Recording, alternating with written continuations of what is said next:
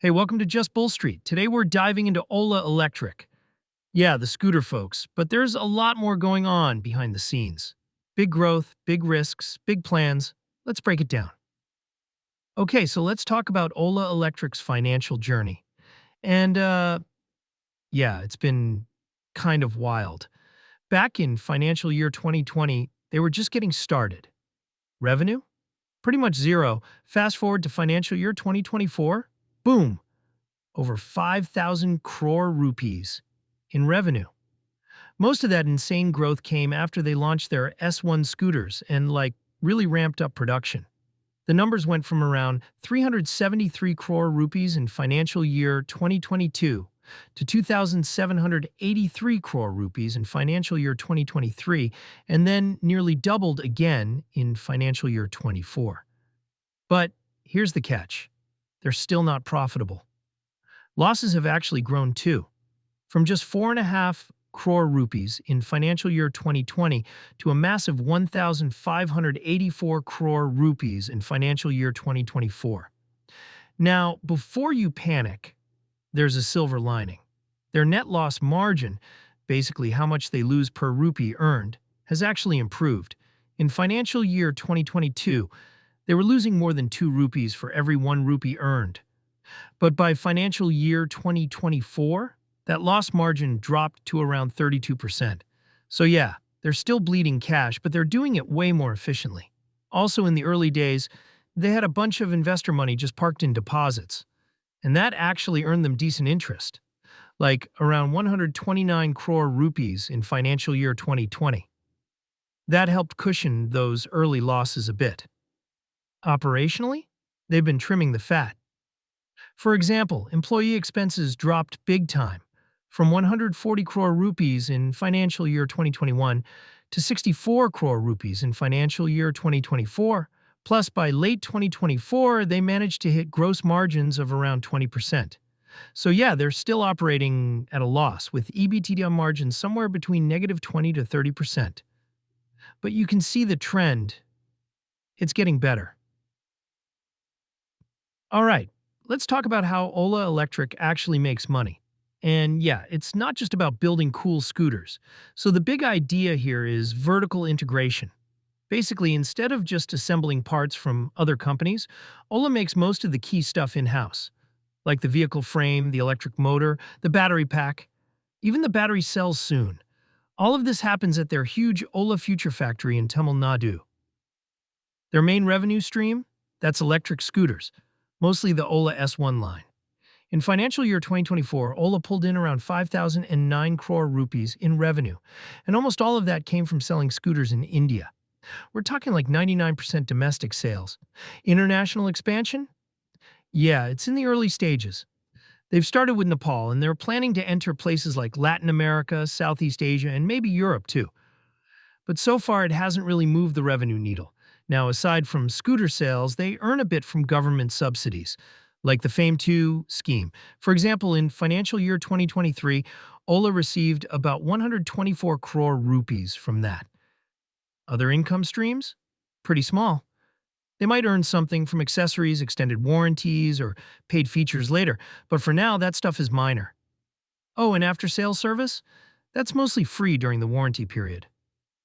Also, since Ola sells directly online, without middlemen or dealerships, they get the full price from each sale. No dealer cuts. So yeah, it's a pretty straightforward model. Build scooters, sell them directly to people, and try to scale big. Simple, but effective. So what's in Ola Electric's garage, huh? It's not just one scooter. They've built out a whole lineup in the electric two-wheeler space. Let's start with their flagship, the Ola S1 series. It includes the S1 Pro for performance lovers, the standard S1 for the regular rider, and the S1 Air, which is like the more budget-friendly option. They've even launched Gen 2 and Gen 3 versions, like the S1X and S1Z, which bring down the price even more. As of early 2025, these models are priced anywhere from around 60,000 rupees for the S1Z up to about 1.5 lakh rupees for the premium S1 Pro. And yeah, these scooters are feature-packed. Touchscreen dashboards, 4G connectivity, their own software system called MoveOS. Pretty cool stuff. And the market seems to agree. In financial year 2024, Ola sold over 3 lakh scooters, grabbing about 31% of the electric two-wheeler market in India. That's number one, by the way, ahead of big names like TVS and Ather. Even in the latest quarter, they held on to around 25% share. So yeah, they're kind of the Tesla of e-scooters in India. But Ola's not stopping at scooters. Nope. They've got their eyes on electric motorcycles too. They announced their Roadster X and X Plus models, aiming to launch by March 2025. These are meant for the mass commuter segment, and if they get it right, it could be a game changer. Oh, and did I mention they also teased an electric car? It's still in the prototype stage, a slick-looking sedan that could hit the market by financial year 2026. Wild, right? So, yeah, Ola's product lineup is expanding fast. Scooters today, bikes tomorrow, maybe cars the day after. They're not just in the race, they want to redefine it. Let's talk about demand. Because honestly, Ola Electric is riding a pretty strong wave right now. Electric vehicles, especially two-wheelers, are gaining serious momentum in India. And yeah, rising petrol prices and low EV maintenance are big reasons for that. In the third quarter of financial year 2025, over 3 lakh electric scooters were registered across India. That's up nearly 38% from the year before. And guess what? Ola's been riding that wave harder than anyone. Their sales have outpaced industry growth, which means they're not just growing with the market, they're actually grabbing more of it. Government support has also played a huge role. The FAME 2 subsidy gave up to 60,000 rupees off on EVs. And that really helped get things moving. Even though those subsidies were reduced in mid-2023, Ola adapted quickly. They launched more affordable models, optimized costs, and kept the momentum going. Also, EVs are becoming kind of the it thing. They're cleaner, smarter, and cheaper to run, especially in cities. And as charging networks improve and models get better, even folks in smaller towns are jumping in. Ola's pushing hard into those areas with new experience centers. So yeah, the structural shift to electric is real. Even if the economy has ups and downs, the long-term demand for EVs, and especially Ola's, looks super solid. Okay, so let's look at where Ola's money is actually coming from. And spoiler alert, it's almost entirely India right now. The domestic market is their bread and butter. Sales have exploded across India. And by the end of 2024, Ola had over 4,000 touch points. Experience centers, service hubs, you name it. And the crazy part? EVs still make up just about 6% of total two-wheeler sales. So yeah, there's still tons of room to grow here. Ola's been smart about targeting different price points too, with entry-level models like the S1X and S1Z aimed at more budget-conscious buyers. And with motorcycles and e-bikes on the way, they're gunning for even bigger slices of the pie. Now, on the international side, it's still early days. They've entered Nepal and have plans to expand to Latin America, Southeast Asia, and parts of Europe. But the volumes there? Super small for now. Global sales might pick up over the next few years, but India is going to be the main growth driver for a while. Long-term, though, Ola wants to be a global player. The CEO has even said he wants to build half the EVs the world needs in India. Ambitious? For sure. Impossible? Not really if they play it right. So who's Ola up against? Let's break it down. First up, Ather Energy. They're another startup with slick scooters and decent market presence, especially in urban areas, but their volumes are way smaller. In August 2024, Ola sold more than twice the number of scooters Ather did. Ather stuff is a bit pricier, and they've focused mostly on metro cities. Then you've got the big traditional players, TVS, Bajaj, and Hero. TVS is probably the strongest of the bunch with its iQube electric scooter. TVS grabbed maybe 15 to 20% market share by late 2024. Bajaj and Hero? They're still building steam. Hero's Vita scooter still trying to gain traction. Ola's edge? Aggressive pricing, nationwide reach, and a seriously fast product development cycle. They're also vertically integrated. So they make a lot of the core components in-house, which helps with cost control. Their factory is designed to churn out up to 2 million scooters a year. That's massive. But yeah, competition's heating up. If someone like Honda jumps in hard with an electric Activa, Ola could feel the pressure. So far, though, they've stayed ahead with quick innovation and wide product variety. Right now, Ola holds about 25 to 30% of India's electric two-wheeler market. The challenge going forward? Keeping that lead while actually turning a profit. All right, let's talk about how Ola's been spending and planning to spend big. We're talking serious capital expenditure here. So Ola's future factory in Tamil Nadu? That place is huge. It's one of the largest EV two-wheeler factories in the world, and they're still building it out in phases.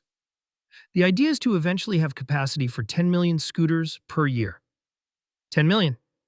That's like Tesla-level ambition. Then there's the cell manufacturing side. Ola wants to produce their own lithium-ion battery cells, which is a big deal because right now most of that stuff comes from China. Their gigafactory is already in progress, and by 2026 they're aiming for 100 gigawatt hours in capacity. That's enough to power millions of EVs. And they're not just building production, they're building reach. Ola's rolling out thousands of charging stations and service hubs all across India. They had around 4,000 touchpoints by the end of 2024, and that number is only going up. All of this takes money, of course. Ola's capex has surged. They're pumping in thousands of crore rupees into factories, R&D, and network expansion.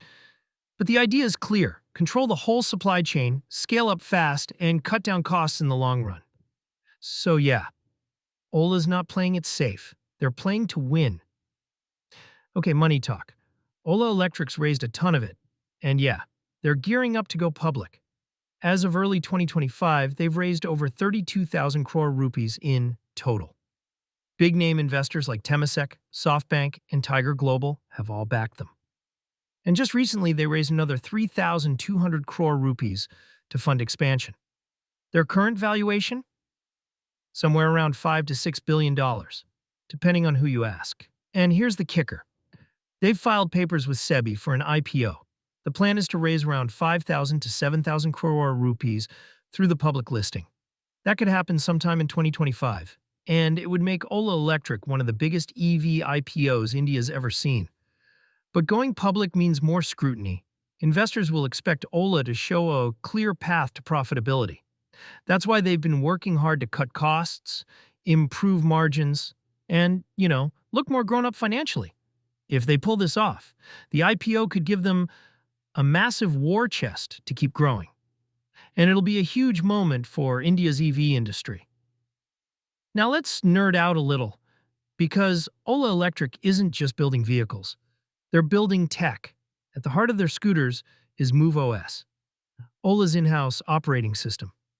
It's what powers the dashboard, the navigation, the smart features, all of it.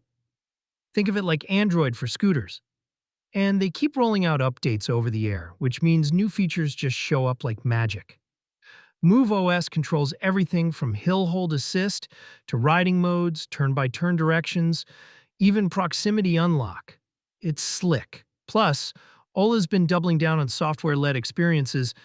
They want their vehicles to feel more like smartphones on wheels. On the hardware side, Ola is investing heavily in battery R&D, motor efficiency, and even custom-designed chips. They've built their own battery management systems and are developing in-house cells with better thermal control and faster charging. So yeah, it's not just about scooters. It's about building an EV ecosystem that's deeply integrated. Hardware, software, energy, everything. That kind of control gives Ola an edge, especially in a market where user experience is becoming a big differentiator. All right, now this part's kind of the engine room, Ola's whole manufacturing and supply chain game. So here's the thing. Ola doesn't just assemble scooters from outsourced parts. Nope. They've gone big on vertical integration. That means they're designing and manufacturing most of the core components themselves. Motors, battery packs, chargers, software, all done in-house. This gives them a big edge when it comes to cost control and speed. If they want to tweak a motor design or roll out a new battery update. They don't have to wait on suppliers. They just do it. Also, everything centers around the Ola Future Factory. It's fully automated in many parts, and they've even got women-only assembly lines. Pretty unique, right? As for the supply chain, yeah, it's been tricky. EV manufacturing needs a lot of rare components, and India still depends on imports for some of those. That's why Ola is trying to localize, not just to reduce cost, but also to avoid global shocks. And with their own battery cell plant on the way, they're trying to lock in control over the most expensive part of the EV, the battery. So yeah, the more they build themselves, the more control they have over quality, cost, and innovation. Okay, real talk. It's not all smooth roads for Ola. First up, competition is heating up. Like, a lot. Everyone from legacy automakers to fresh startups is trying to grab a piece of the EV pie. Ola's got a lead now, but it won't last forever unless they keep innovating. Second, costs. EVs are still more expensive than petrol vehicles up front, even with subsidies. And if the government cuts those incentives again, that could hit demand. Then there's the supply chain stuff. Ola still relies on imported parts for some tech, and if there's a chip shortage or a lithium price spike, it hurts. Also, they've had some quality issues in the past. Remember the early S1s with software glitches or battery range complaints? Yeah, not great. Ola's been fixing those fast, but public trust is hard to earn and easy to lose. And of course, they're burning cash. Ola's not profitable yet, and investors are going to want returns eventually, especially if they go public. So yeah, big opportunities, but also big challenges. They've got to keep running hard to stay ahead. Let's talk about the vision. And well, Bhavish Agrawal. He's the founder and CEO of Ola, and yeah, the guy dreams big. He's not just building scooters, he wants to electrify everything. Two-wheelers, motorcycles, cars, batteries, energy, you name it. Bhavish has said stuff like, Ola will build half of the world's EVs right here in India. That's bold. But honestly, he's backed it up with fast execution, launching new products, building huge factories, and constantly iterating. He's super involved in the tech side, too. Like, he wants Ola to be a software-first company. So it's not just vehicles.